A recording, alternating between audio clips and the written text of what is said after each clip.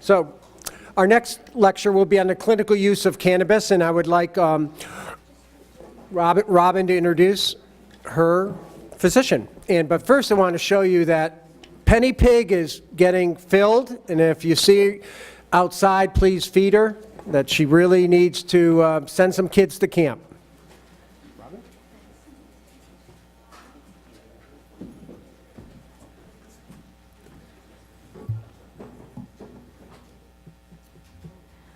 Hi, I'm Robin Askin. I just met Jim in person, and the first word out of his mouth was, "Will you please introduce Dr. Carlisi?" So, anyway,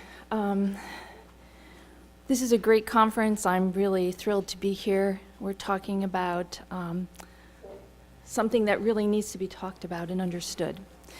For the past 11 years, I've worked with Dr. Vincent Carlisi, and it's been quite an experience treating patients in pain management. The last few years, treating patients with ketamine infusion therapy for complex regional pain syndrome. And I don't know if you're going to touch on that today a little bit? Yes. On the ketamine? No, just marijuana. We also prescribe marijuana, and every day I learn more and more about it from Dr. Carlisi and our patients. He's a pain management physician with 2 practices in Stamford and Ridgefield, Connecticut. It's a great honor to work with him every day and watch him do the work he does, so I'd like to introduce him, Dr. Vincent Carlisi.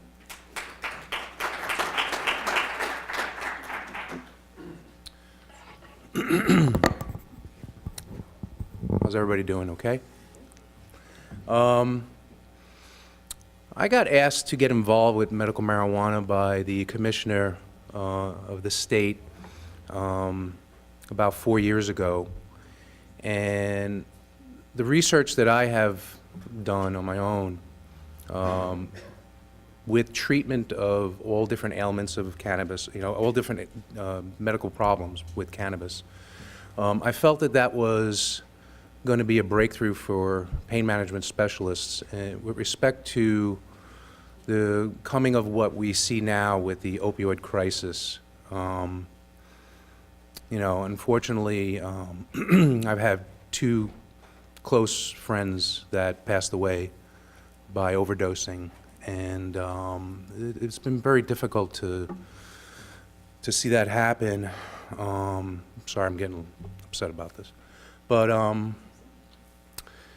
it was part of the problem was that both people had chronic pain, and they weren't getting the right care, and they were trying to find different avenues of treatment, and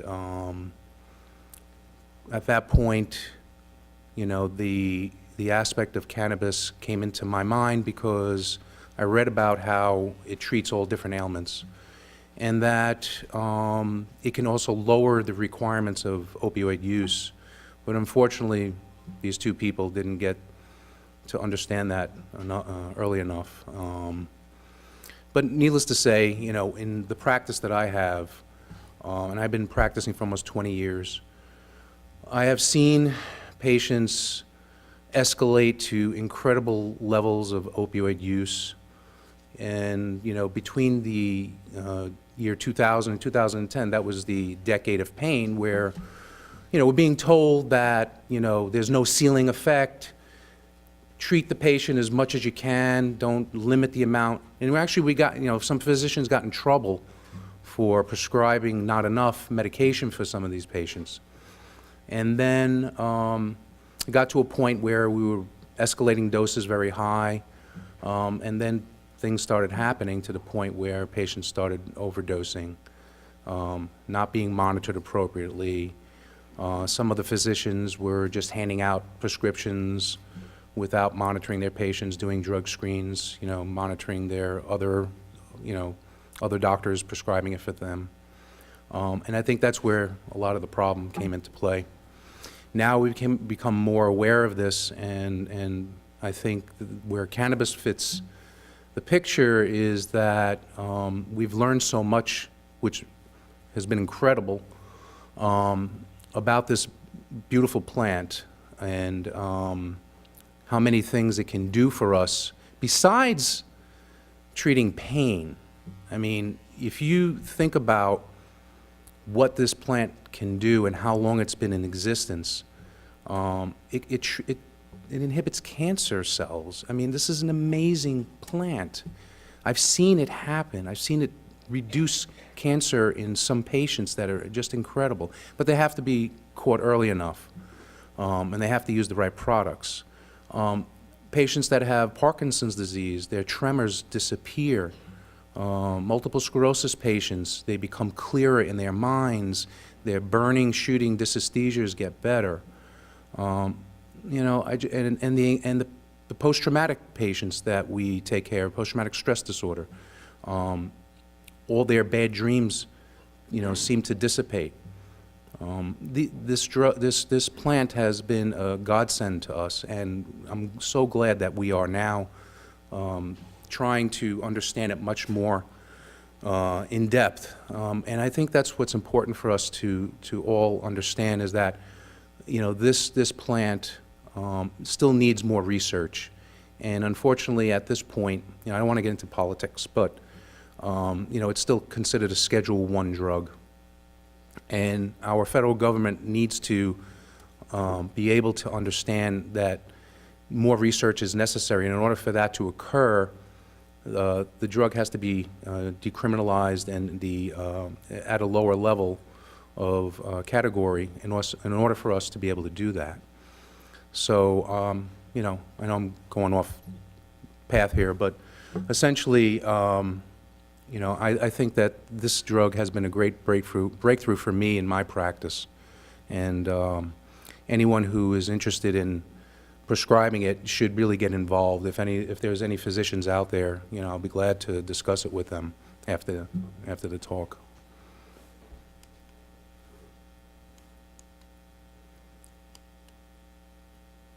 Sorry.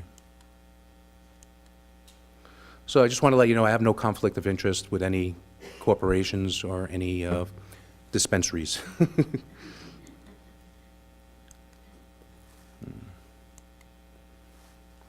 Am I doing this right?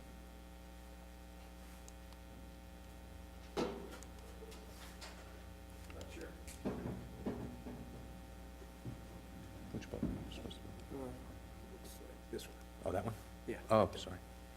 So I'm going to try to give you a little history, a little pharmacology, go into a little bit of the species of the plants, some of the delivery systems, varieties, state of Connecticut rules and regulations, requirements, and I'll talk a little bit about using cannabis for CRPS.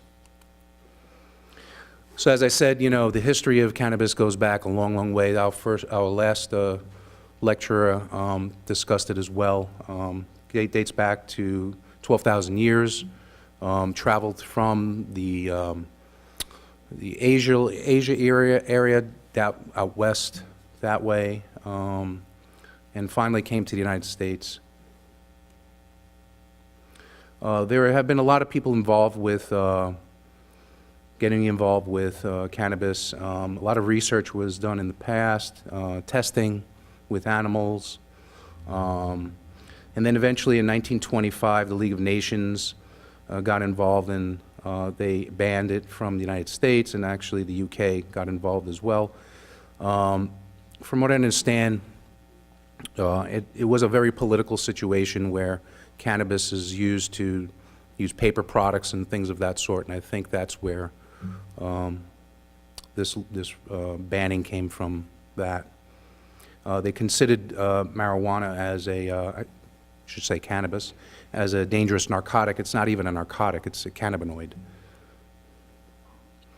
In the early 1960s, there was an Israeli researcher that actually discovered the two major components of cannabis, and eventually found out that we had a endocannabinoid receptor system. So there's two major species of the plant. There's a sativa and indica. Sativa has a little higher THC concentration. Indica has a little more CBD. Sativa, and when I prescribe it, I try to tell patients that, you know, it gives you more uplifting, more stimulation, so it's better to use during the daytime. Indica is more relaxing, more sedating, so it's better for the nighttime. Betsy Ross actually made the first flag with it, with the hemp, as we all know. And cannabis seeds actually have free polyunsaturated fats and essential fatty acids and proteins, which is actually good for you.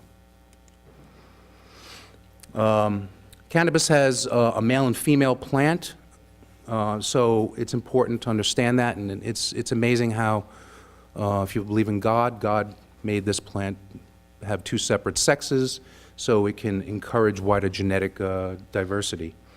The female plant grows seed pods, and the male plant develops sacs full of pollen for the fertilization. And the top of the, as you saw the picture before, where the pod is, where all those pods grow together on the top of the female plant, it's called a cola. Although cannabis has been the most abused drug, when I say abused, I mean people use it for recreation. You know, it's misleading in the respect of that terminology. You can say that things are licit or illicit, can be abused or misused.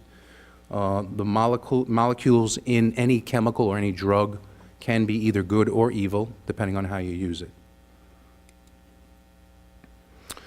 So there's over 700 compounds of chemicals in cannabis. The two best known, as we know, are THC and CBD. To absorb these chemicals, there are different ways that we can deliver it to the body. Smoking it or vaporizing it is one way. Ingesting it, using breath strips to melt in your mouth. Transdermal applications and tinctures. Smoking seems to be the quickest onset, or vaporizing. Within 6 to 10 minutes, you'll have an effect from the medication and then last about 3 or 4 hours. Sublingually with the strips or even oils, it's not as efficient as inhaling it, but at least you do absorb it through the mucosa of your mouth as long as your mucosa is intact. And within 15 minutes, you'll have an effect from the medication and last about 4 or 5 hours. Orally, it takes a lot longer because of the first pass effect through the liver, and may take about 2 hours to absorb, but then eventually it'll last about 6 to 8 hours. Once you absorb it into your body, about 90% is then bound to proteins in our bloodstream and then distributed throughout the body. But only 1% actually gets to the brain.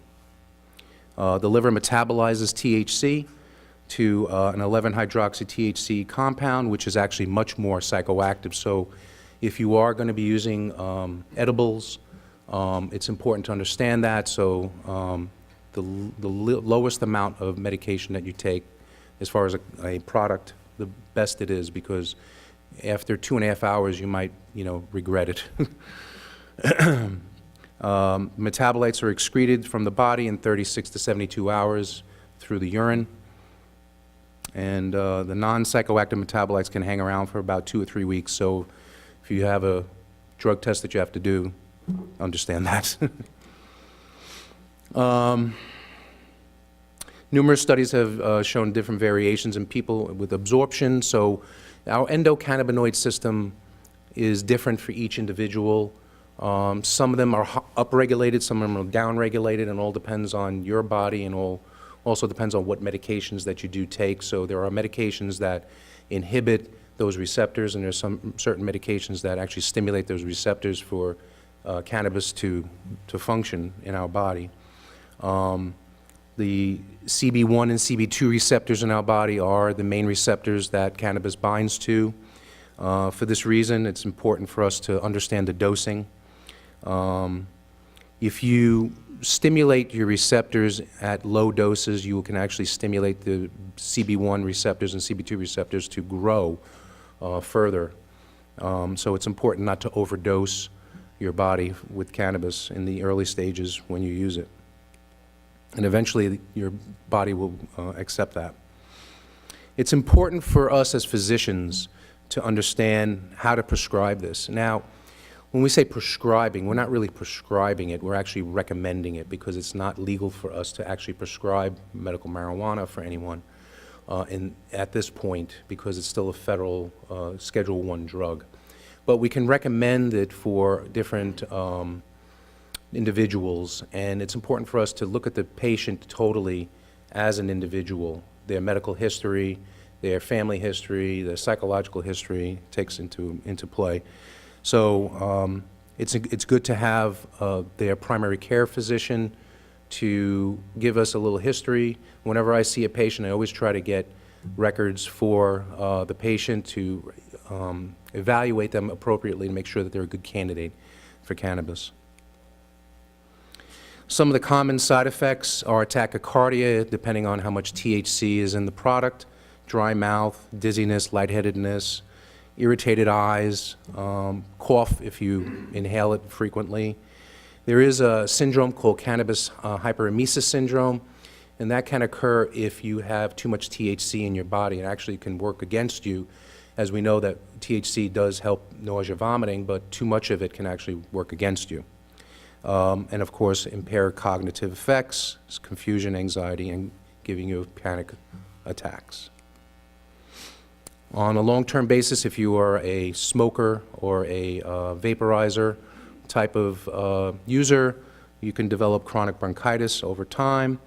You can have some cognitive defects over a period of time, depending on how much you use and what your THC levels are. But they're usually short-lived, short-term issues that once you stop it or cut back, usually the effects cognitively will disappear.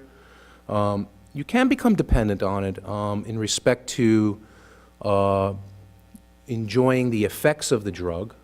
There is some literature out there that talks about some withdrawal, but the withdrawal comparatively to an opioid is minimal. The withdrawal usually lasts about maybe 2 or 3 days and then dissipates on its own. These are some of the medications that I found that might affect the oral aspect of cannabis. So if you're taking any of these medications, actually your levels will be higher, so take that into account. And it's always important to review that with your physician. And then these are some of the medications that actually inhibit cannabis from binding to the receptors. As I said, there's 2 primary receptor sites, CB1, CB2. They're throughout our body, except for the medulla. And that's why it's so safe, because it doesn't inhibit anyone from breathing at doses. Even you saw the LD50 of cannabis versus other medications. So it's a very, very safe medication. The endocannabinoids have great effects on our body, and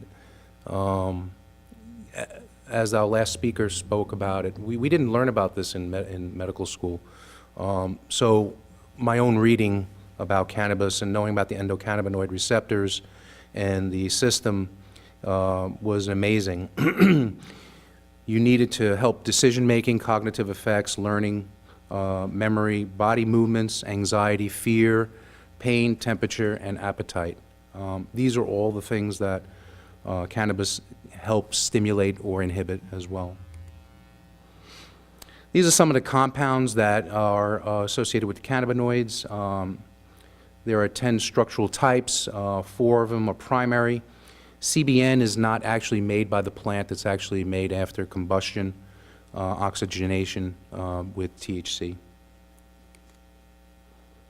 THC, delta-9 tetrahydrocannabinoic acid, is the most common one that we have. It is the psychoactive constituent of the cannabis plant. Upon heating and cooking, vaporizing, or smoking, it converts THCA, which is the precursor, converts to THC after decarboxylation. Besides having psychoactive effects, it does have benefits. So it's a potent analgesic. It does have anti-inflammatory properties. It's neuroprotective. It reduces intraocular pressure. That's why it's good for glaucoma, and helps stop muscle spasms. CBD is the major chemical that we push for as far as pain relief is concerned, or for other aspects treating other medical conditions. It's produced by the fiber of the hemp part of the plant. CBDA is converted to CBD after heating it. CBD is also produced from CBG, but at a different mechanism. So it's another cannabinoid as well.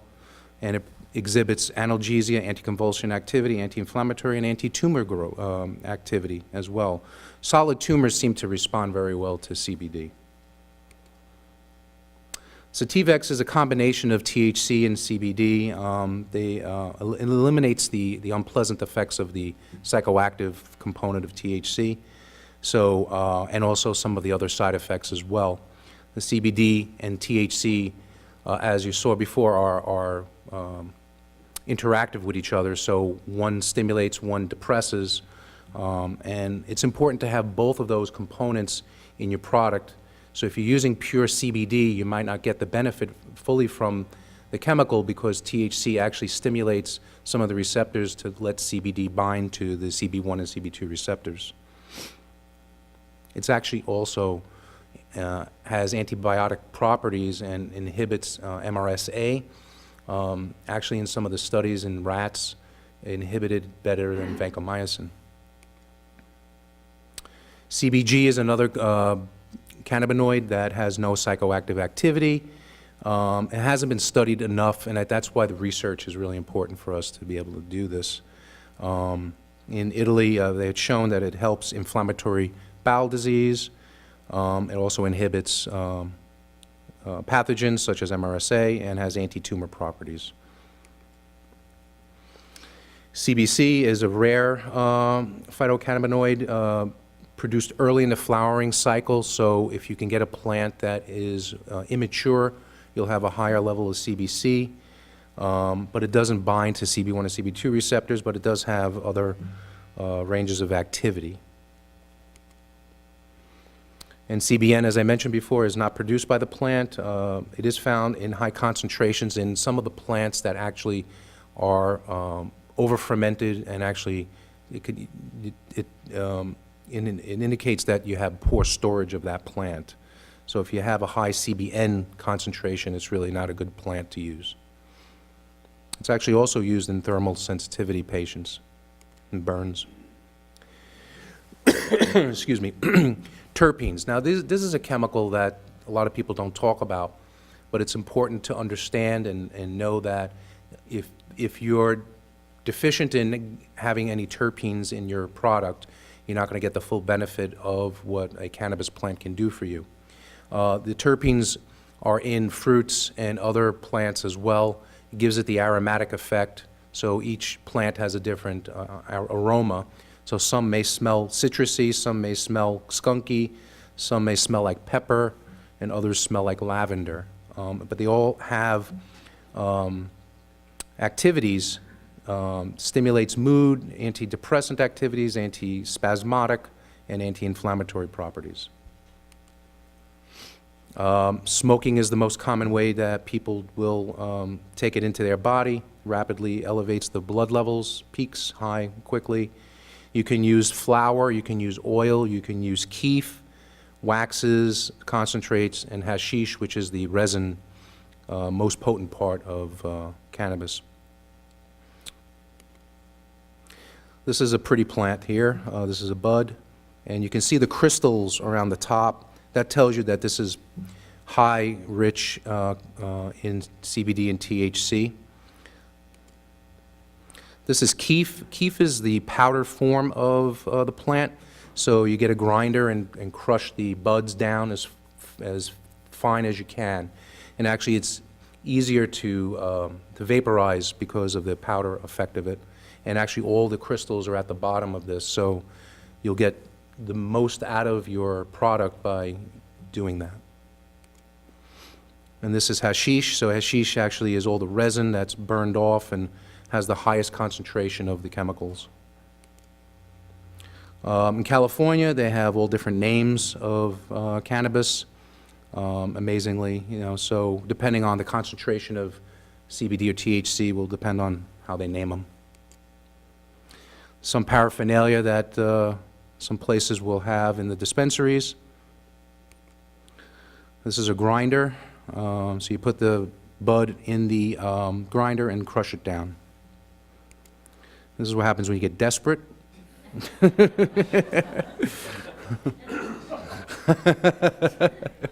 Sorry. Tinctures are alcohol-based solutions. So what they do is they put the plant in a absolute alcohol solution, let it sit there for about a month or two. It absorbs all the chemicals out of the plant, and then they clean out the liquid from the stems and leaves and everything. And now you have this tincture with all your cannabinoids and terpenes. These are some of the tincture products that they have available. Some of the tinctures are thin, some of the tinctures are more thick. In consistency, it depends on how they make the product. They also make topical solutions. They also make sublingual strips. These are other ways that you can take it into your body. So say if you have an inflamed knee, you can rub it in. Some of the dispensaries are using cocoa butter. You can rub it into the joint. You won't have any psychoactive effects from that. It'll purely reduce the inflammation directly on the joint. The sublingual strips absorb through your mucosa of your mouth, sort of like the Listerine breath mints, and within 15 minutes you'll have an effect.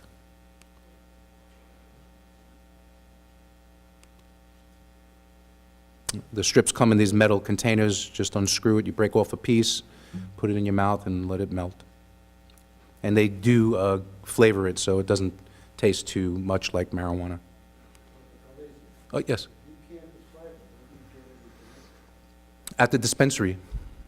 There's pharmacists at the dispensaries that will go over it with you, that will decide what products, as physicians, we give advice to the patient, and then the pharmacist will decide what products they have available to give to you. And as long as they know what your diagnosis is, which they will, because that's when we register you, your name and your diagnosis will be on the website, and then they can figure out what products will be best for your ailments. You have to go through a physician to get on the program, yes. Edibles, as I mentioned before, are good if you have time to prepare. So, for instance, if you're going to take an edible, like, say, a cookie or a gummy bear, they don't make gummy bears here, but you have to plan it so within about 2-hour period you'll get the effect, but also make sure that you're not taking too much in, because once you absorb it, you're going to be using it through your body for the next 6 to 8 hours. So if you take too much, you might not be able to function, because, as I mentioned before, the THC component is metabolized through the liver, and it's 2 times more potent, so make sure that if you do use an edible, it's a much lower concentration.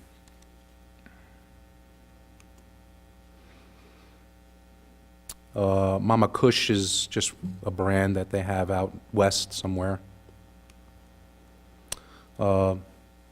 Chips and kettle chips, kettle corn. They actually make kettle corn too. Lollipops. Not in this state, but in other states they do have suppositories. So for instance, say if you have a chronic pain condition that's either rectally or vaginally, you can actually insert a suppository. And for patients who have like rectal cancer or vaginal cancer, and they have a lot of pain, the suppositories are great because they stay local, and the anti-inflammatory effect is, from what I read, is phenomenal. They also, out west, they have patches. We don't have the patches here yet, but the ointments we do. The typical suppository. So different varieties make different effects in patients. Everybody's receptors are different. Terpenes levels are also important, and understanding that they are a component of the cannabis plant. For instance, there's a variety of plant called OG Kush, which contains 24% THCA, 0.8% CBD, and then you have the terpenes after that. Understanding that THCA will then eventually turn into THC, so this is a high THC product, so this probably would be best for nighttime. These are some of the varieties: sativa, indica, and hybrids. Hybrids are a combination of sativa and indica plants which are fertilized together. And what's nice about that is that you can adjust your THC and CBD concentrations. Some people get very paranoid on high sativa varieties, so a hybrid would be good for them because the sativa concentration would be like a 60-40 variation. And these are some of the names of the varieties that are hybrids. So cannabinoids relieve neuropathic pain. That's why we're here today. In my experience with CRPS, I find that medical cannabis has been a great breakthrough for my CRPS patients for a lot of reasons. It reduces their anxiety, which is very important because, as we know, too much adrenaline flow stimulates CRPS to be aggravated. It stops muscle spasms, so a lot of people develop contractures. Cannabis helps with that. Cannabis helps with neuropathic pain in general by releasing neurotransmitters, by releasing natural endorphins, as we saw before, and reduces the wind-up phenomenon. The wind-up phenomenon essentially is centralization of the pain syndrome. So essentially the brain and the sympathetic nervous system essentially have no control of each other, and it releases all these enkephalins and stimulates the nervous system. So as we saw before as well, the lowest dose is the best, and they found that a low THC concentration is found to be 61% successful, and even a lower dose of that is still 57% successful. This indicates small doses of cannabis can play a potential role in pain reduction in patients that have neuropathic pain. There is no FDA-approved medicine for CRPS, as we know, so we need to do to help our patients as best as we could. We use off-label medications all the time to treat them. The low-dose naltrexone is not truly FDA-approved for CRPS, but we use it and it works very well. In combination with cannabis and possibly ketamine, I think those three main drugs are excellent for CRPS. When you go on the website, this is what you're going to see as your first page. Our new commissioner, Michelle Siegel, is in charge of it now. She's performed a fantastic job and is a great advocate for our patients in general. This is the list of Connecticut's medical cannabis program. Debilitating, when we approve a diagnosis, the key thing is that it's a debilitating medical condition. So we have approved almost over 30 diagnoses at this point, and each one of the listed diseases is debilitating. We've also approved some of the conditions for children that have severe ailments. 18 years of age is usually the cutoff that we have, but unless you have a debilitating disorder as listed there, if you're under the age of 18, you can get it with your parents signing off on it. And that's pretty much it.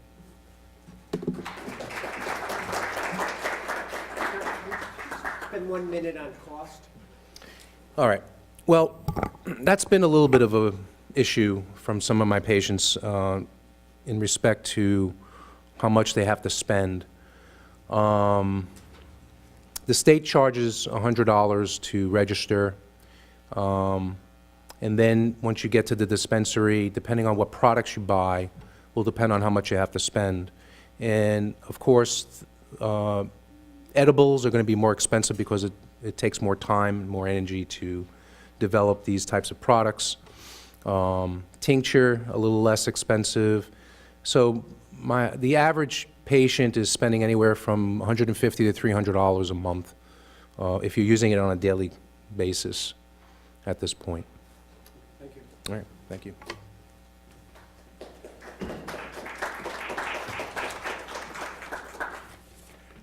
And also, Dr. Khaleesi uses IV ketamine to treat CRPS, and right now he's probably the only provider in Connecticut doing that, just an FYI. So I just wanted to show you that I still have my hug, okay? So I want this to be off my shoulder by the end of today, okay? So it doesn't have to be for you, it could be someone that you know, okay? During the last couple conferences, we've really tried to change our whole paradigm where we're talking about treating the whole person, optimizing wellness. And our speaker, next speaker is a local person in Connecticut. His name is David Brady, excuse me. He's Vice President of Health Sciences and Director of the Nutrition Institute at the University of Connecticut. And we're really excited that he's Connecticut, I agree. You know, I asked him to wear purple, but he didn't, so that's how I got confused. So it is University of Bridgeport, Dr. Brady. Thank you. No, that's okay. That would make me a state employee, and I'm better off at the University of Bridgeport, I think so. Thank you, everybody. It's a pleasure to be here, and thanks to Jim and Alice and all the organizers for asking me. Alice's son, Dr. Bronner Handwerger, I think spoke here several years ago. He was a medical student and a resident of mine, actually, and has gone on to do great things in California and in La Jolla, so lucky him. He will not have snow tomorrow, I guarantee you that. But I wanted to come and talk to you about my experience in managing chronic pain patients. I originally actually trained as an electronics engineer, and then my first medical or clinical health science training was actually as a chiropractic physician. So I learned some things in that training that were valuable, some things that were wrong, that I came to understand later once I was in practice.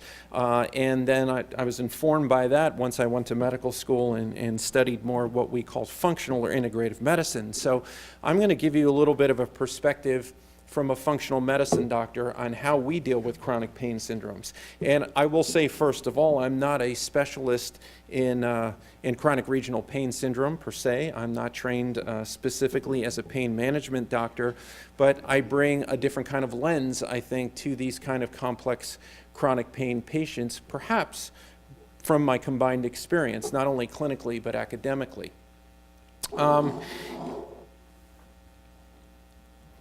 If you ask most doctors, you know, what do you think of if your medical assistant or your front desk tells you that you have a patient down the hall in a treatment room and they think they have chronic regional pain syndrome or they have fibromyalgia? Well, most doctors, if they're honest with you, will say that this is their reaction right there, okay? And I tell doctors that this is your reaction when you're sitting in the room because you're both usually frustrated with one another, right? You've had experiences along the line that have frustrated both of you. And it doesn't have to be like that if you take a different tact and you take a different approach to these patients. I'm sure many of you in this room, if you suffer from chronic pain, a chronic pain syndrome of any kind, have been frustrated and let down by the medical establishment and feel like you've not always been treated in the best way, or that you're treated as if you had a serious condition or a real condition. Sometimes you're doubted in your sincerity, and it shouldn't be that way. Too often, and my experience honestly is more with global pain patients or patients with the diagnosis of fibromyalgia, when many of them have been really dismissed. It's changed a lot, it's improved a lot, but if I go, I've been practicing 25 years, and certainly if I go back a couple of decades, many patients were just, told that it's all in their head and they're making it all up and they need to get back with life, and basically made to feel like they were crazy. And when you think about it, many of them are routed to mental health care professionals, which may be the right thing to do, but I don't think it's the right thing to do if the only solution then is to give psychotropic medications or some other medications that are used commonly in psychiatry, originally as an off-label use and now actually as an approved use. In functional or integrative medicine, we really try to always back up and remember that we need to deal with patients as individuals. What's different about functional medicine than conventional medicine? Well, a lot of it's the same. We're all based on the same, biochemistry and physiology and differential diagnosis, and we certainly understand the importance of disease categories and diagnoses and standards of care and treatment. But in functional medicine, we're not as hung up by people's labels. We don't look at you as a chronic regional pain entity or a fibromyalgia entity or whatever else your label or your diagnosis is. We try to approach you as an individual with your own unique metabolism, biochemistry, your own different things that you bring to your experience. We call them triggers, antecedents, and mediators, the things that may have triggered it, the things that have gone before in maybe your experience or even your parents' experience or your experience in very early life and how that informs your disorder now. Because these pain syndromes, and particularly global pain syndromes like fibromyalgia, are central sensitivity syndromes. And what does that mean? It means that much of this is mediated centrally in the brain, right, deep in the brain. And so all those years back when physicians were telling these patients, it's all in your head, they were right. But that's not what they meant when they said that, right? But in the end, they may be right, and we'll look at how that may be true. So central sensitivity syndromes bring in much more than pain. As many of the fine speakers before me talked about, you have a lot of other issues. There's anxiety, there's depression, there's irritable bowel, there's irritable everything, right? There's migraine, there's Raynaud's phenomena. There's all these things that are this constellation of symptoms and problems that appear in these disorders, and there's a lot of overlap and overlay between a lot of the disorders in this camp. And certainly regional pain syndromes are represented there, but also something like fibromyalgia, also something like chronic fatigue syndrome. Various other psychiatric disorders are linked in there, and others. And what complicates this is these disorders are a bit fuzzy around the edges for the classic medical diagnostic paradigm, right? Because when you go to medical school, it's like a very expensive 4-year experience of Trivial Pursuit, right? It's basically like if a patient comes in and these elements are in their story when you talk to them, and this test and this test and this test are positive, or these imaging findings are the way they are, then it equals disease X, right? And if they have disease X, then the appropriate standard of care treatment is treatment Y, right? So it's all about connecting these dots, but that's a very reductionist, discrete methodology, right? And in chronic complex disease, it doesn't work well when you look at people like that, right? You have to look at them in a different way. And what complicates this for many healthcare providers, not just physicians, but providers of all types, is that there's no chronic regional pain syndrome test on that you can check on a lab form, and there's no fibromyalgia factor test that you can go down the Quest and get your lab drawn and it says yes or no, you have it. There's no binary referendum on it like that. So it's really, to a large degree, a clinical diagnosis. There's some changes in that happening now. But if you look at the medical literature, it's clear, and I'm using the case of fibromyalgia here, not chronic regional pain syndrome, but in fibromyalgia, where there is a published diagnostic criteria that's evolved through the last 20 or so years, most physicians are very ill-informed about the diagnostic criteria. They don't know how to follow it. The criteria has its limitations as well. But when they actually study it, when doctors diagnose fibromyalgia, primary care doctors, even there were some rheumatologists in this, internal medicine doctors in this whole cohort of physicians diagnosing fibromyalgia patients. When these patients were then sent on referral to a group of rheumatology specialists in fibromyalgia, highly trained in it, the diagnosis was correct 34% of the time, which means that 66% of the time they got it wrong, which means they would have been better to flip a coin, right? That's not very assuring. So we need to do a better job at that, and this kind of result has been replicated in many studies. So when you're looking at these different chronic pain syndromes, something like fibromyalgia or global pain syndrome, the laser pointer's fading out a little bit here, you'll see that what you have is global pain. This is pain everywhere around the body. It doesn't discriminate on the area of anatomy. You have pain above the waist, below the waist, left side, right side, along the midline, out in the periphery, or out in the extremities. Where in more of a regional pain syndrome, it's confined more anatomically. So they do differ in that respect, but there's still a lot of commonality that I want to bring some of the lessons from my work in mainly global pain or fibromyalgia patients. And I just wanted to start with just a little review. I don't want to have neuroanatomy class here, but if you have a muscle in the body, let's say, and someone sticks a pin in it, how do you know that someone stuck a pin in it? Well, you have pain, right? Well, how do you have pain? Well, you have a nociceptive receptor there that senses that, that pin got stuck in the muscle, and it depolarizes a nerve, and it transmits a signal back to the spinal cord at the specific level that is responsible, or what we call innervates that muscle or that level. And right there, there's an exchange of information right here. It's called the dorsal horn of the spinal cord. And then it crosses the midline of the body, and it goes up toward your brain. It's in what we call an ascending tract, and it's the spinothalamic tract.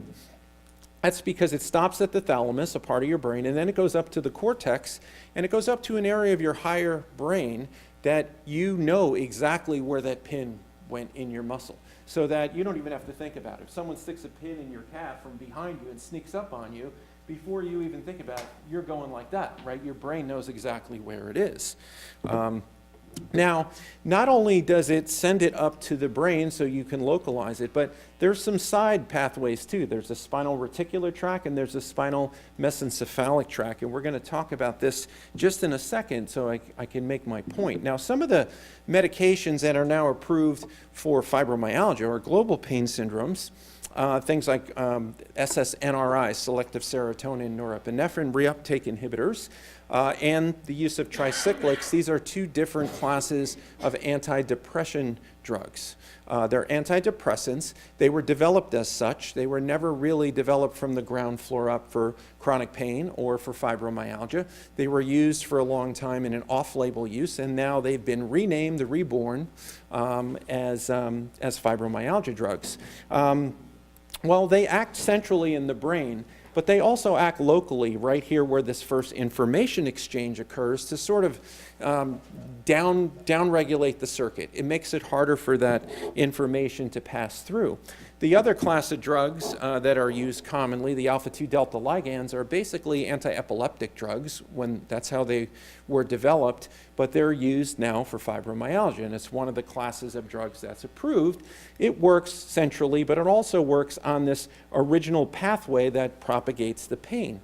So they do have some use, and for some patients they're very effective, but in a fairly large analysis by RAND in fibromyalgia, it showed that less than 25% of patients that are given these agents with a correct diagnosis of fibromyalgia get statistically significant benefit. And the ones that do usually have a decaying of that benefit over the course of several months after they start on it. So while they can be helpful, they're certainly not the answer. All right, we need to have more comprehensive solutions. And when you look at the spinal cord, in medical school, we learn it often like a wiring diagram, like we're electricians, right? And there's circuits, but it's really much more complex than that. Your spinal cord's actually a little mini brain. It has white matter, it has gray matter. It can actually learn from the pain experience, and it could modify how you interact with that pain experience. And this is a bit of a simplified version of what happens, but Let's go back to that example where I stuck a pin in the muscle. This black neuron here is what I showed you before, where the pain signal comes in, it transfers, and it goes up to your brain so you know it came from this muscle. But if that stimulus, that pain stimulus, whatever's causing it, is either intense enough or it is persistent enough, it becomes chronic, right? It doesn't go away. Then you get also an activation of what are called secondary or association neurons, shown in red. These ones, when these pathways light up, there's the exchange of information. Again, it goes to your brain, but now it tells you that the original pain stimulus came from not only where the pin went in, but other structures, because these association pathways share a common pathway. So you no longer to discriminate that that's where the pain is, it's actually spreading in your perception to other areas, okay? This is how referred pain happens in like myofascial trigger points. But I'll make it simpler for you. Physicians will certainly relate to this, but you will probably in your experience. If you have an injury, let's say you hurt your shoulder throwing a ball. If someone asks you that day or the next day, where do you hurt? You can often go, right here, all right? But if you don't get it treated, it becomes sort of a chronic nagging injury. If you ask that person 6 months later or a year later, where do you hurt? They don't go right here. They tend to go, I don't know, the whole thing just aches, right? That's this widening of what we call the receptive fields of pain. And this is how you get a spreading of pain, whether it's regional or if it, in the case of fibromyalgia, can actually become global. And we know some of the chemical messengers or mediators of this. One is an interesting neuropeptide called substance P. Substance P, it's a peptide, so it's protein in nature, but it mediates pain.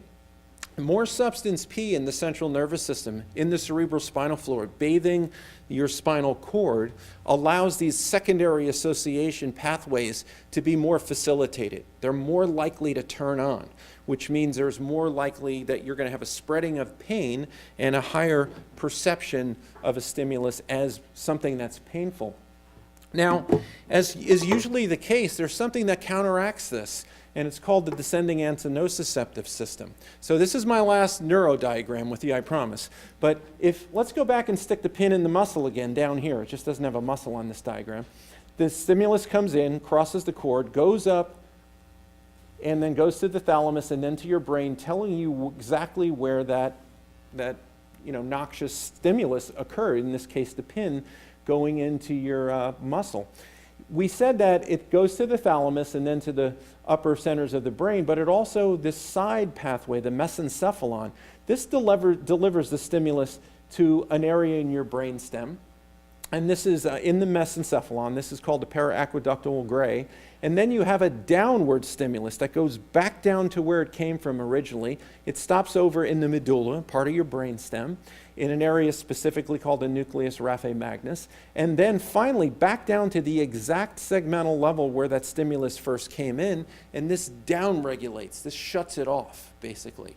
So it comes in, it lets you know, and then this kind of shuts everything down. Why is this kind of system necessary? Because if we didn't have that kind of system, our existence would be quite a miserable one. If you think about it, you took a shower this morning, right? And you get out of the shower, you realize, I have no clothes on. I have to go to a conference today. I better put some clothes on, right? Because it would be a little awkward if I didn't. So you put a shirt on. When you put that shirt on, you now can perceive it. Now I have a shirt on. I didn't before, right? But do you want your nervous system telling you all day, you have a shirt on, you have a shirt on, you have a shirt on? By the way, you have a shirt on, right? It's useless information at that point. We need to get on with our day, right? So this is the way in which the nervous system, and at least one of the ways, that it kind of triages and it compartmentalizes information so that you're not overwhelmed by sensory overload. Well, failure of the descending antennoceptive system, and nociception is pain, right, is one of the major things that is being investigated heavily in fibromyalgia and global pain syndromes, but it certainly is playing a role in chronic regional pain syndromes as well. Is failure of the DANS, as we call it, one of the major things responsible for some of these pain syndromes? So the bigger question is, what controls the DANS? What makes it go wrong?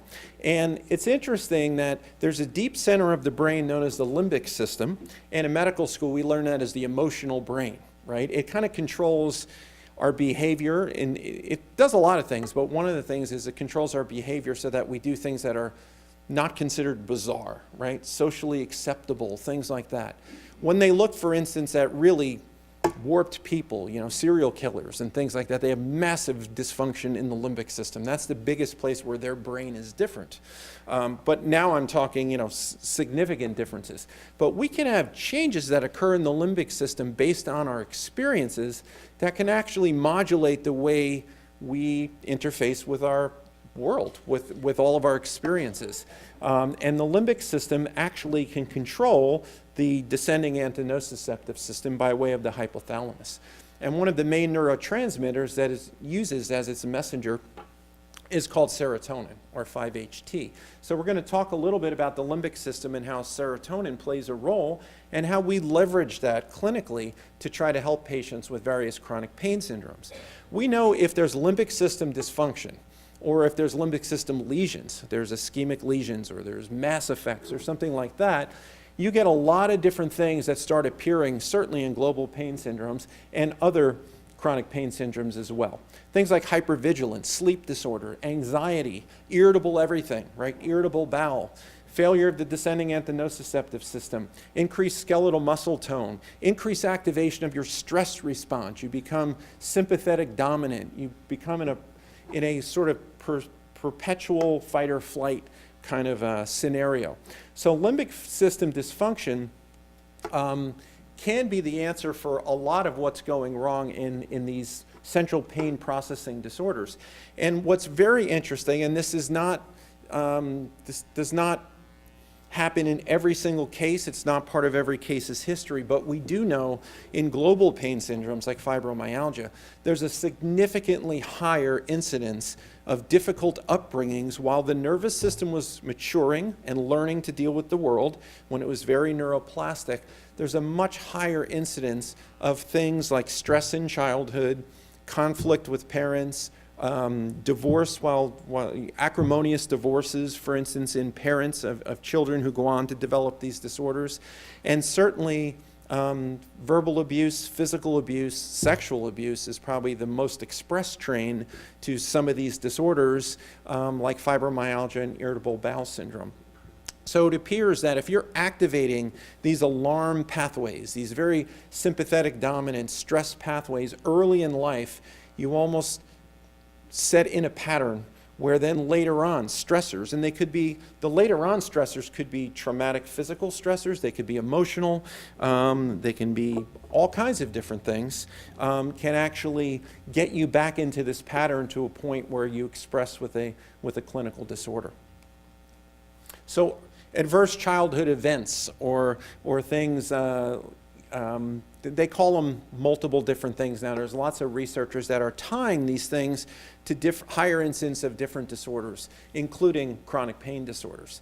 And parallel to that, you have a much greater understanding of different types of pain. I mean, when we learned about pain back in medical school, or in my case first in chiropractic school, you learn about nociceptive pain. That's the easy one. That's kind of the model I was showing you. You know, if someone sticks a pin in you, or you get some kind of trauma or something like that, then we know how that wiring works and how those pain systems work. Neuropathic pain, this happens when you have some metabolic reason or some change to the actual nervous tissue itself, such as diabetic neuropathies, small fiber polyneuropathies, things such as that. But there's more than these types of pain. There is what they're now calling in the literature third pain. And because it's a third type of pain, a pain that most physicians don't really understand, they're not comfortable with, and they don't think about. And that is deep-seated pain that's coming from pain perceptual problems really deep in the brain. And a lot of this is tied to early life experience, adverse childhood events, or early life trauma or stress. Particularly if there's situations where you felt unsafe, threatened, or somehow not in control. And they're developing what are called neurosignatures for global pain syndromes, chronic regional pain syndrome, a lot of these other things that have this third type of pain. So now with functional MRI and other types of imaging, we can actually go after finding objective ways to diagnose and quantify these types of disorders. And most of my familiarity, I will admit, is more in fibromyalgia and global pain syndromes. But we're now developing objective markers for fibromyalgia for the first time, but they're not blood tests, right? They're really more imaging of what's going on functionally in the brain, combined with specific patterns on sleep studies, which I'll show you in a minute. Now, many people mention low-dose naltrexone. Low-dose naltrexone has been very helpful in my practice with global pain patients, and it was often, questioned, why is that? I mean, it's being used in so many things now, from autoimmune disorders, MS, weight loss. I see it being used. It's used, it's the latest, greatest thing. But in chronic pain syndromes, it really does have clinical utility. Now, not based on its normal mechanism of action, which the drug at full dose is a blockade agent of neuronal opioid receptors. It's used in addiction medicine and so forth. That does not seem to be the way it's working in low-dose administration in many of these disorders, particularly in inflammatory disorders like autoimmune conditions. It appears that low-dose naltrexone is really acting through what's called a pleomorphic effect. It has the ability to squash microinflammation very, very deep in tissues. So does statin medication, so does vitamin D, for instance. They're all pleiotropic agents, and many times we're finding out that those agents that we thought worked for some other mechanism are actually working through these mechanisms.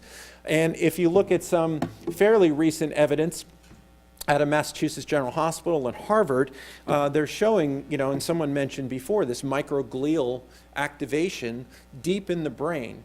So low-dose naltrexone may be working on this sort of mechanism. It's interesting, something like fibromyalgia. If you ask most doctors, what is fibromyalgia? They'll say it's a muscle problem. And I'll say, no, it's not. Yes, it is. They have pain in the muscles. Well, they have pain, perceived pain, in all the soft compliant tissues, not just the muscles. But if it was a muscle, I tell them, what muscle disorder do you know that can cause irritable bowel syndrome, anxiety, depression, unrefreshed sleep, right? I go on and on and on. That's a centrally mediated problem. That's much bigger than a muscle problem. If you ask them, is it inflammatory? They say yes. Even though we know fibromyalgia subjects, they don't have all the normal global markers of systemic inflammation. They don't have SED rates that are high. They don't have C-reactive protein that is high. So it's really not an overtly inflammatory disorder. But we do see this microinflammation deep in the brain. That really throws physicians off their balance a little bit, because when they think of pain, what do they immediately think of? Inflammation. They think tissue trauma, tissue insult, inflammation, and that's not really what's mediating this type of pain. So some of these agents that can go out after really deep pain are very, very useful. The other thing we need to look at, though, is sleep. And I know Jim's standing, so he's pushing me off. We really pay attention to people's sleep and making sure they get into deep stage 3 and 4 sleep where they get restoration. Alpha wave intrusion is this specific type of sleep dysfunction we see in chronic pain patients. So we work with them with blocking blue light apps to get them off their electronics at night, block the blue light if they need to be on them, use of amber lenses. For instance, I'm not sure, but I pretty much think Bono has no chronic pain syndrome, but not sure. We use light fixtures with blue deficient light. We know that increases melatonin at night and increases sleep quality. We pay attention to sleep hygiene. We use light boxes. And we combine this with having we need to calm down that central nervous system overactivation. We do it with various forms of biofeedback, heart rate variability, different things to actually retrain the brain to get into less of a sympathetic dominant, sort of what we call a hypervigilant state, because that will perpetuate the pain response. We do look at serotonin as a main chemical mediator of the pain, because as serotonin goes down, which we see in chronic pain patients, this substance P I mentioned before goes up. all those association neurons light up, and you can have this widening of the fields of pain and failure of the dance. So we do use agents to modulate serotonin, although we don't go right to SSNRIs or SSRIs or depression medications. Sometimes we do use those, but we tend to favor things like serotonin precursors, like 5-hydroxytryptophan.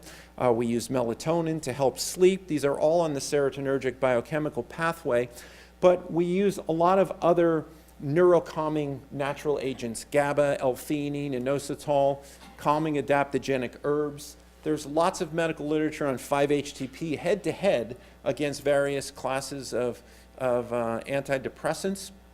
We monitor these levels with organic acid testing or in blood test, so we follow the patients, and we tend not to use botanical agents that interfere with the drugs or the clearance of drugs or other things people are on. So we stay away from, for instance, St. John's wort. We'll use things like crocus, we'll use scaledium.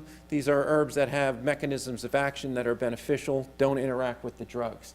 Vitamin D is very important in pain modulation. I don't have time to get into that. We do look at the stress response very, very closely.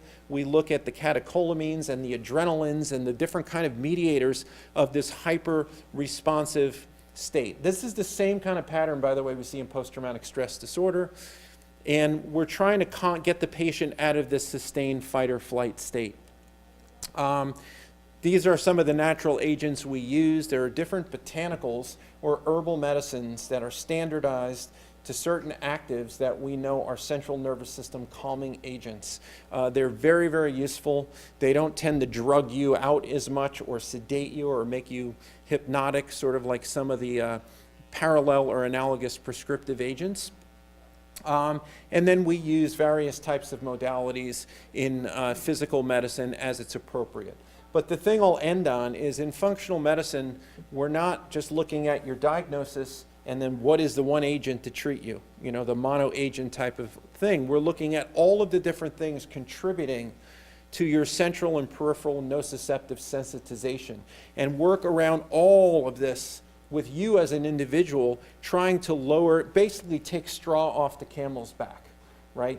Take some of the load off so that we can return, you know, your nervous system to proper functioning and return your neuronal sort of healing ability and mitochondrial function and other types of things. So that the interaction between the health provider and the patient is not this, but it becomes more this, right? And your existence becomes more of what you want it to be. Who won the World Series in 1996? Who knows? Anybody know? Who said Yankees? All right, you get a signed copy of the Fibro thing. I couldn't think of anything else to ask, but let me just tell you one thing. If anyone asks you who won the World Series in any year, statistically, the best answer is Yankees, okay? And then finally, I just wanted to say that we do have a table outside for the UB clinics. At the University of Bridgeport in our Health Science Center, we see about 25,000 patients a year in there in the UB clinics, and we offer a lot of different services for people with chronic pain syndrome. We have full naturopathic medical clinic, but also acupuncture, traditional Chinese medicine, chiropractic, and many other things that can be very helpful. So I encourage you to take a look at that as a resource if need be. Thank you.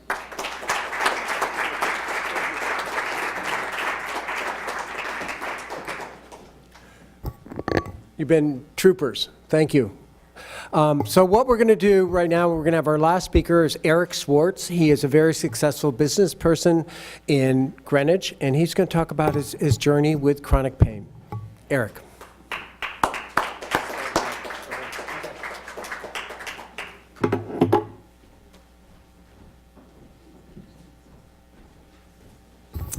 Hello, everybody. I'm certainly the only one without a PowerPoint presentation. I'm just going to speak about my journey and what I've been going through over the last 8 or 9 years and talk about some of the things that have helped me, like Nurse Beth did. Like she said, you know, these things don't work for everybody, and I'm just really going to talk a little bit about my experience and the things that have been hard for me and the things that have been helpful to me. It was almost 9 years ago to the day today that I began feeling some tingling in my left foot. I was at a museum in London, having just attended the wedding of a terrific employee who had been with our company for almost 10 years. When we got home, I was very aware of the sensations that I was feeling, but being someone who was quite active athletically and had sustained various minor injuries from time to time, always recovering fully with proper stretching, strengthening, and rest, I wanted to give this time before going to see my doctor. After about 6 weeks with symptoms not relenting and in fact increasing, I did go to see my doctor, who suggested that I go to an orthopedist to have some tests done. The MRI showed clearly that I had a condition known as spinal stenosis, a congenital condition whereby the narrowing of the spinal canal leads to pressure on nerve roots exiting the spinal canal.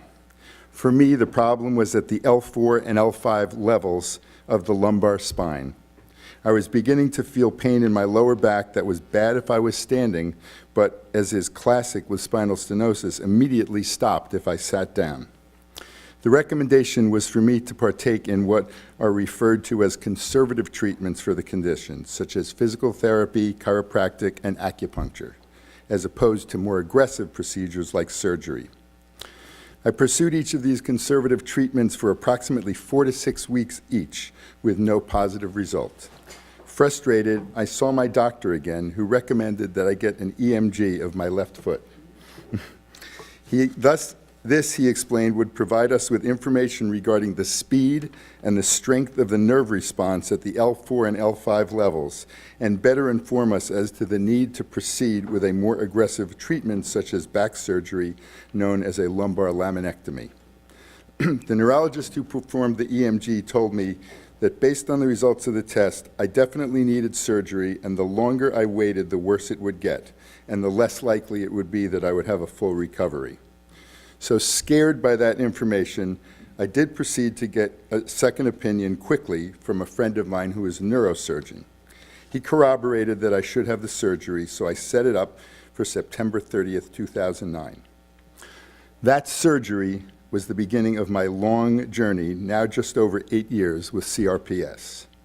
Though I do not have close to enough time to take you through each of my experiences on the 8-year path that has led me to today, I will try to both give you an overview and touch on some components of the journey that might be relevant to those of you, doctors, patients, relatives of patients, etc., who have some connections to CRPS. The journey has been one that has taken me many places that I would never have anticipated to go, many very difficult and painful, both physically and emotionally, many exhausting and debilitating, and others which were eye-opening and contributed to positive changes in my life. At one point in early 2011, after having worked for months doing hydrotherapy with a wonderful physical therapist at Greenwich Hospital named Gianna Hernandez, my insurance company informed me that they would not pay for any further coverage of this physical therapy. This, unfortunately, would become a common theme throughout my attempts to treat my CRPS, and is something which hopefully we all can work together to help influence the way insurance companies see this illness. Anyway, Gianna, who was a very spiritual woman, told me that I was on a journey, and at the other end of the journey, I would find a very positive change in who I was. She assured me that I would still be Eric, but that this experience of dealing with constant chronic pain would lead to changes that would have a positive, beneficial effect on me. Though that was incredibly hard for me to believe at the time she said it, now, almost 7 years later, I know that she was right. As I said earlier, I used to be extremely active with sports. In the summer, I would regularly and fairly consistently ride 100 miles a week on my bicycle. I also played tennis once or twice a week. In the winter, I would go to spin class early in the morning 3 to 4 times a week, and I would ski 15 to 20 days during the season. I also loved to hike, garden, play Frisbee with my kids, and dance. These activities, in addition to my work and my family, were a major part of my life. I not only enjoyed the physical activity, it was also a significant part of my social life and a huge stress reliever for me while trying to do my best to manage running a business and raising 3 children. So bottom line is, if you told me 10 years ago that I would not be able to do any of those activities anymore, I literally would have said that I would not want to live a life where that was the case. I simply would not have been able to imagine my life without sports and without being physically active in general. But I have been very fortunate in being able to adjust and adapt to a life where I am not able to partake in those activities. In addition to not being able to do those activities, my path has included twists and turns, many ups and downs, many adjustments to new realities, a new normal that have weighed heavily on me, my incredible wife, my 3 boys, my business partners, and many other good friends and family members. For the first 2.5 years, I did not know that I had Crips. This is another one of the challenges that exist for many people who end up with this disease. It often goes undiagnosed, and in the interim, the illness continues to progress and becomes increasingly difficult to treat successfully. Since I had undergone surgery for spinal stenosis, almost all of the doctors that I went to see in the 2.5 years before my Crips diagnosis thought that my problem was related to my back, particularly the L4, L5 nerve roots, which feed directly to the toes in my right foot that were being affected with pain. So I went from doctor to doctor, mostly neurologists, physiatrists, physical therapists, neurosurgeons, chiropractors, and acupuncturists, as well as my internist. I also saw a podiatrist, an infectious disease doctor, a Lyme specialist, always trying to uncover a reason for why I was having this burning, stinging, knife-like pain, predominantly in the second toe of my right foot, but also the first and third toes to a lesser degree. Frequently, many of the doctors would be hopeful that physical therapy or hydrotherapy or a selective nerve root block or a lumbar sympathetic block or a treatment of myofascial release would be helpful. In many cases, they were really confident that the treatment that they were suggesting would be the answer. So time after time, I would get very excited that maybe this was the doctor who, or the treatment that, would actually help me, that I could either be fully healed or at least that I might get some relief, that maybe I'd again be able to ski and cycle, to play tennis with my kids. I actually have had a number of doctors who love to ski, as I do, who have talked about us skiing together when I am healed. And that has always given me tremendous motivation. At first, when I would try a treatment and it did not help at all, I would be very resolute and ready to move on to the next thing. I had built up a list of potential treatments, and I would just move right on to the next one. Okay, that one didn't work, let's try something else. I was determined to solve this thing, to not let it get in the way of what I wanted to do in my life. But after 5 or 6 unsuccessful interventions, it began to get more difficult for me to stay positive. And after 10 to 15 of them, it became even more difficult. At times when a treatment would not work, I would break out crying. I could not believe that this was happening to me time after time. I would be very hopeful only to be disappointed once again. This was truly a roller coaster of emotions that was extremely difficult to deal with. Finally, in the summer of 2012, after having no success with any of these doctors or treatments, I decided after, and this again is before the Crips diagnosis, I decided after seeing one of the top neurosurgeons in New York City, Dr. Patrick O'Leary at Hospital for Special Surgery, to have a spinal fusion at L4, L5, and S1. He felt that he could help me, and he told me the story of a patient who he said had similar symptoms to me, and who within a month after her fusion had climbed up the steps to the top of the Empire State Building. So again, I was hopeful. But 3 to 4 months after the surgery, not only was there no relief, but in hindsight, knowing what I know now about Crips, I believe that having surgery was not the best path for me to take. Had I realized I had Crips at the time, I would have not had the surgery because I think there's a good chance that the surgery just exacerbated the neurological disorder. Of course, that is another one of the challenging things about having a condition such as Crips. So often the medical community really is not able to give good advice as to what are the best procedures and treatments to pursue. When I saw that the surgery had not been successful, and in fact my pain was continuing to increase and to spread to other toes in my right foot, I saw a pain management doctor named Russell Portnoy, who was heading up the pain management and palliative care unit at Beth Israel. He was the first one to tell me that I had Crips, and he was certain that I had Crips. When, after he completed his 2-hour-long physical examination, he told me that's what I had, I told him, "You seem very confident in that diagnosis." He told me that he was sure that that's what I had. When I said that I had done some reading and learning about the illness, and that I was aware that though I had many of the symptoms, I also did not have many of them, i.e., I did not have allodynia, I did not have hair loss, I did not have cracking of the nails or swelling of my foot. He told me that I do not have to have all of the symptoms to have the diagnosis. I had enough of them for him to be certain that I had the illness, including burning, stinging sensations, knife-like pain, clammy skin, and shiny skin.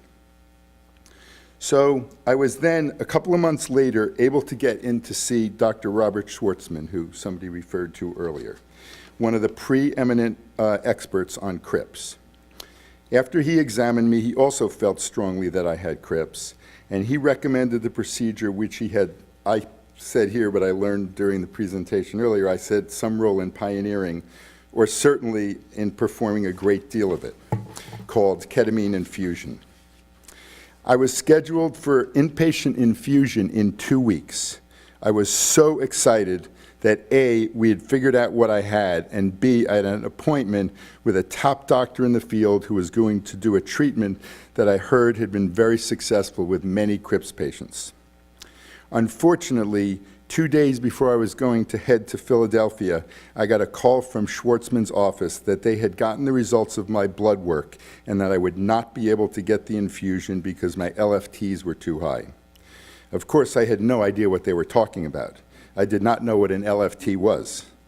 They explained that LFT stands for liver function test, and that since my levels were slightly elevated, but nonetheless above the baseline level, which the protocol for this procedure allowed at this particular hospital, I would need to take steps to reduce my liver function levels, get my blood retested, keep the levels low for 3 months, and then reschedule the infusion. Of course, there were many issues, challenges, and frustrations with this. First of all, Dr. Schwartzman was about to retire within the next couple of months, and thus would no longer be there to do the procedure if and when I got my LFT levels down. Second, when I asked them what to do with my diet to help reduce my liver function numbers, they responded, "We have no idea. You need to speak with your doctor." This was not what I wanted to hear, moments after they had told me my procedure was canceled. Sometimes in this process, it has been incredible how insensitive medical professionals could be to their patients. At this point, I was truly devastated. I was actually heading into New York City with my wife on the train, and I was crying uncontrollably. I could not take the pain, and I really felt as though I was cracking, that I no longer had the strength to keep going to deal with this. But ultimately, I knew I had no choice. I needed to keep engaged with my work and my family, to keep engaged with my friendships and other interests, because if I did not, I would simply get depressed and everything, including the neurological symptoms, would get worse. It's been clear to me that when I feel stress, my Crips just spikes right up. It's unbelievable. I can just feel it. I really called on some of the cognitive behavioral therapy training that I had gotten previously, trying to use my mind to control my brain, using a thought record to disprove negative thoughts, working hard with my mind to stop the catastrophizing where the fear of the unknown was what was really, really shaking me up and not really helping, just making it worse. CBT, as cognitive behavioral therapy is most commonly referred to, has had a huge positive benefit for me, allowing me to appreciate the blessings I have in my life, to look at the glass as half full as opposed to half empty. I also became very fond of a statement that I once read that a priest named Charles Swindoll wrote, and that is called Attitude. He wrote, "The longer I live, the more I realize the impact of attitude on life. Attitude to me is more important than facts. It is more important than the past, than education, than money, than circumstances, than failures or successes, than what other people think or say or do. It is more important than appearance, giftedness, or skill. It will make or break a company, a church, a home." The remarkable thing is, we have a choice every day regarding the attitude we will embrace for that day. We cannot change our past. We cannot change the fact that people will act in a certain way. We cannot change the inevitable. The only thing we can do is plan on the one thing we have, and that is our attitude. I am convinced that life is 10% what happens to me and 90% how I react to it. And so it is with you. We are in charge of our attitudes. Now, I don't even remember where I first saw this, but it just had a huge effect on me, and it's something that I've turned to and, read whenever I'm feeling really bad and feeling ready to give up. I read this, and I know that at the end of the day, it's up to me to figure out how to make this work. Nobody else is going to do it for me. It's totally up to me. So to continue on with my story, I ultimately was able to get ketamine infusion with a doctor in New York, but the procedure had to be stopped when I had some type of allergic reaction to the treatment. I have since done ketamine treatment orally, but that also was not successful. Since that time, a few years ago, I have continued to try many other types of treatment. First and foremost, I focused for a number of years on pain management, going to see a number of different doctors at some of the better hospitals in New York City. They have given me many different medications to try, none of which have really worked. They had me try a spinal cord stimulator. They had me try transcranial direct current stimulation. I have tried medical marijuana. All in all, I've been to see almost 50 doctors and healthcare practitioners over the last years, including but not limited to 4 neurologists, 4 physical therapists, 5 neurosurgeons, 5 chiropractors, 5 internists, 4 acupuncturists, 5 pain management specialists, 2 sports management docs, 1 podiatrist, 1 vascular doctor, 1 infectious disease specialist, 1 cardiologist, 2 physiatrists, I hope I'm not boring you to death, 2 Lyme disease experts, 1 healer, 1 peripheral nerve surgeon, 2 medical intuitives, and last but certainly not least, my osteopath, Dr. Barry Erner, who's here today in the first row, who has been my main ally on the path that I have been traveling over the last few years of this illness. As part of seeing all these experts, I've tried procedures like selective nerve root blocks at L4, L5, and S1, and lumbar sympathetic blocks at the same levels. I've had many EMGs on my hands and my feet, as well as countless MRIs of upper spine, lower spine, brain, you name it. I've had a myelogram, and I've done a spinal cord stimulator trial. I've tried ketamine infusions and lidocaine infusions. I've used lidocaine patches on my foot. I've adjusted my thinking to try and be open to many alternative treatments, allowing for Eastern as well as Western techniques for healing.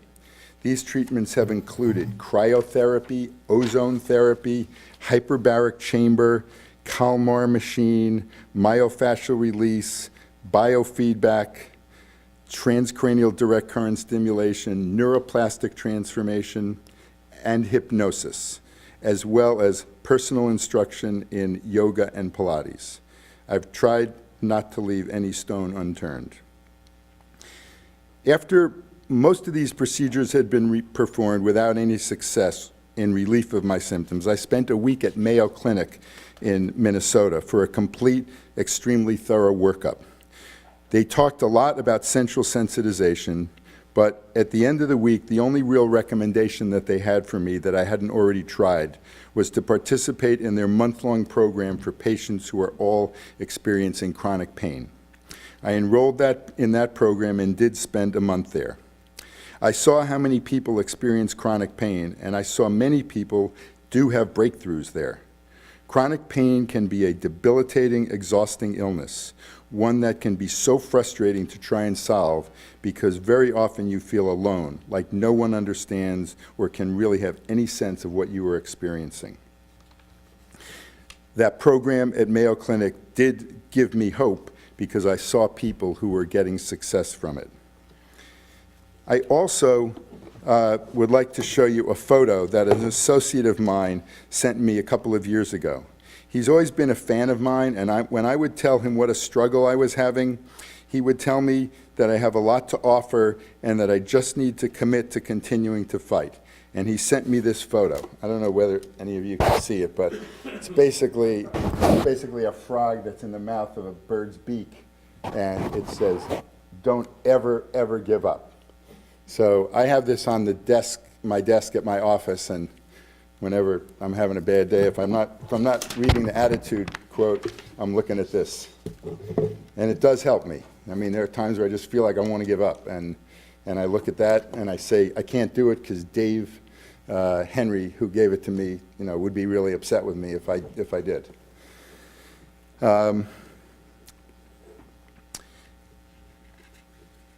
So much of what I've touched on here has been the challenges that CRPS has put into my life. But I've actually been very fortunate to feel, as Gianna Hernandez had predicted, that there has also been a blessing in this illness for me. I used to be someone who always felt like the bar was here and I was often just a bit below it. Whether it was as a father, as the boss of our company, as a husband, or as an athlete, I frequently felt like I was not living up to my potential, or even I was failing. But since I've had this illness, I've had a huge transformation in my thinking, where I am much more comfortable with who I am. I know that I have plenty of flaws and cannot always accomplish what I want to each day, but somehow this condition has helped me put life in a better perspective. It has made me realize that you cannot take things for granted, that each day is truly a blessing.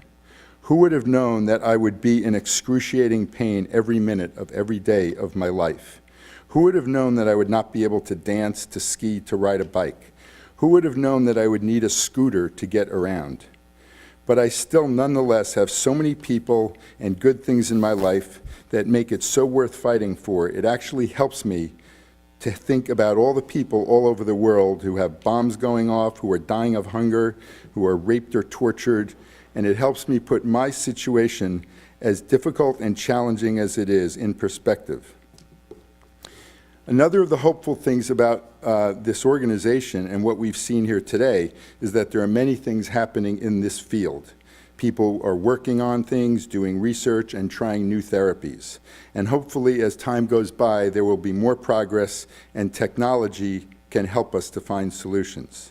In addition, as we see here today, there are many people who have a relationship to this illness in one way or another, who we can share our experiences with. That in itself is very important, as one of the challenges is always feeling alone, feeling that no one else understands what we are going through. So in spite of the enormous challenges that all of us who have this illness face, I feel strongly that there is reason for hope, that we can all live productive, meaningful lives, and that in addition, there may be some relief in the future. Thank you.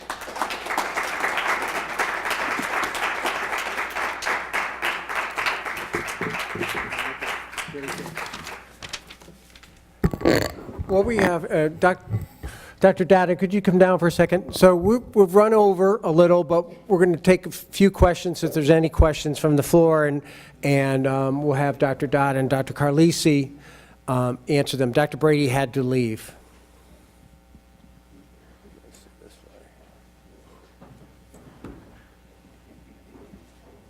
Any questions?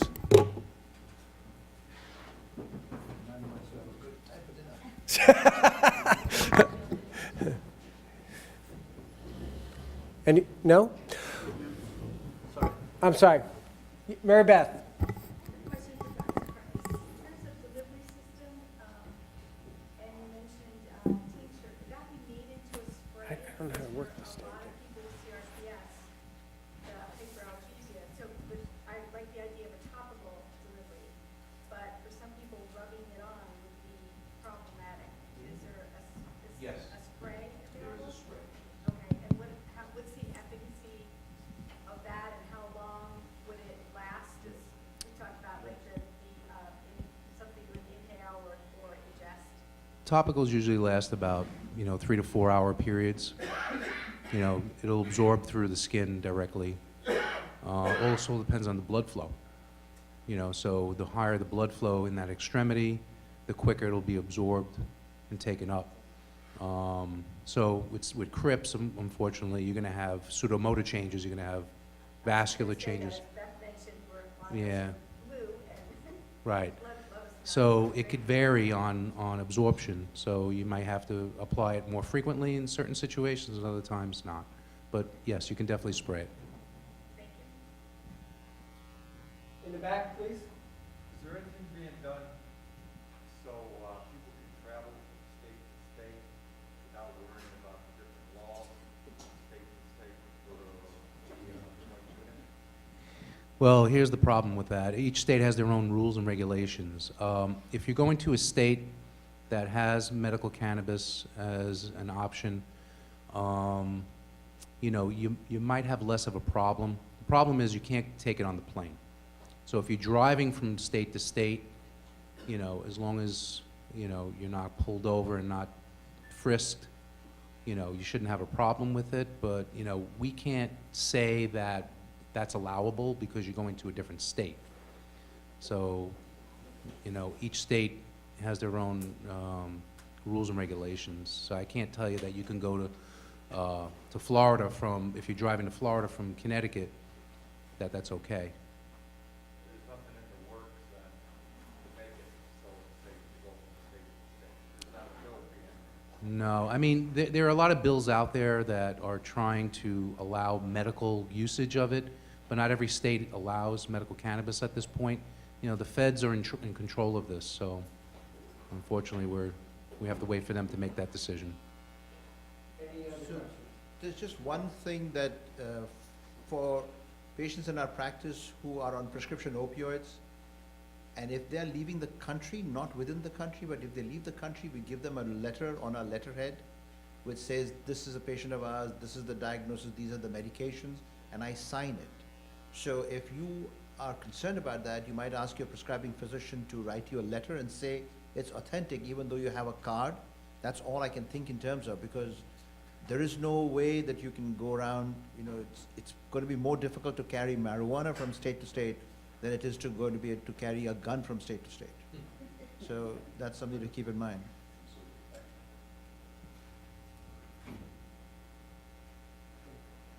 One more, go ahead. Is there any research that either supports or debunks familial predisposition to CRIPS? So, the question is there any hereditary process over there?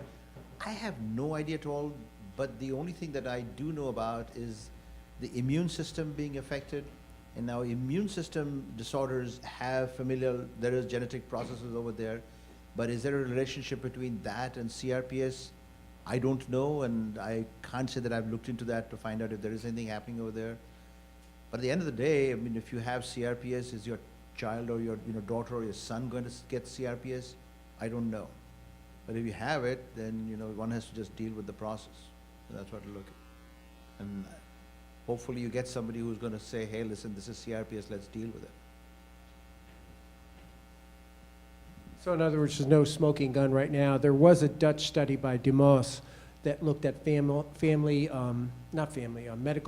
onset of CRPS based on what were some of the previous medical conditions, and there were some autoimmune conditions, migraine, asthma, osteoporosis. Any other question? Okay. Just anecdotally, in the work that we've done, we haven't, again, just people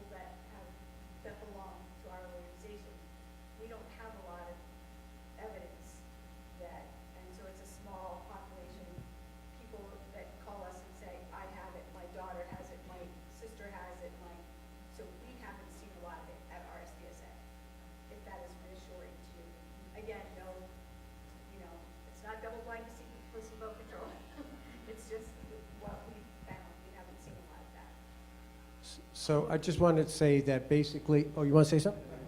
So just yesterday on NPR, there was a whole section on genetics and genomics and everything over there.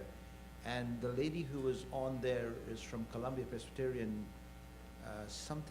Linda Chung. And she made a mention that there are 20,000 genomes and 4 billion combinations. It's going to be a long time till we get to know whether there's any kind of process going on over there for CRPS, so I don't know. Again, I want to thank you for coming. PowerPoints will be on our website soon, and we're going to be editing the videos hopefully within 60 days. And thank you again. Travel safely, enjoy the snow, and the holy days coming. Thank you.